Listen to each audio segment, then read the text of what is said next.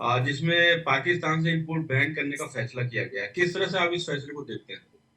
देखिए, ये जिस तरह का फैसला लिया गया है वो फैसला हमने इस परिप्रेक्ष्य में लिया है कि जिस तरह की सिचुएशन बन रही थी, पाकिस्तान ने भी भारत के साथ व्यापार बंद कर दिया था और हमने भी पहले अटारी बॉर्डर के थ्रू व्यापार पे रोक लगाई थी। अब हमने पूरा ट्रांजिट, कोई गुड्स हो रहे हैं पाकिस्तान से या पाकिस्तान से आ रहे हैं थर्ड कंट्री से इंडिया में आ रहे हैं, हमने सबके ऊपर रोक लगा दी है। तो बेसिकली अब हमारे पाकिस्तान के साथ किसी तरह का भी आयात या निर्यात नहीं रहेगा। तो सर, पाकिस्तान से हम क्या क्या आयात करते थे, कितना आयात था? पाकिस्तान से अगर हम पिछले देखें, अगर हम पिछले साल के, अगर हम अप्रैल से जनवरी के बीच के 10 महीने के इंपोर्ट्स को देखें तो करीब 4,20,000 डॉलर के बराबर रहा है, जो कि बहुत नगण्य है। हमारा एक्सपोर्ट उसी पीरियड में पाकिस्तान के साथ करीब करीब के 440 मिलियन डॉलर का रहा है।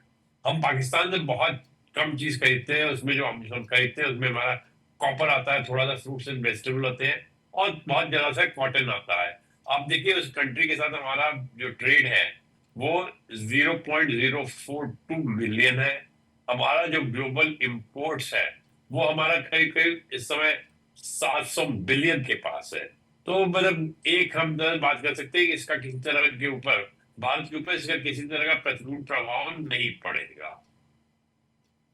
और सर, ये पूरी तरह से ट्रेड बंद होने से क्या कितना फर्क पड़ जाएगा पाकिस्तान के ऊपर? देखिए, पाकिस्तान क्योंकि हमसे करीब करीब आधा बिलियन डॉलर के गुड्स खरीदता था और इंडिया क्योंकि पाकिस्तान का नेबर है और हमारे गुड्स जो है मोस्ट कॉम्पिटिटिव रूट से जा रहे थे, तो फ्रेट भी बहुत कम था। अब अगर भारत से वो सामान नहीं लेता है तो उसको किसी दूसरे देशों से सामान लेना पड़ेगा।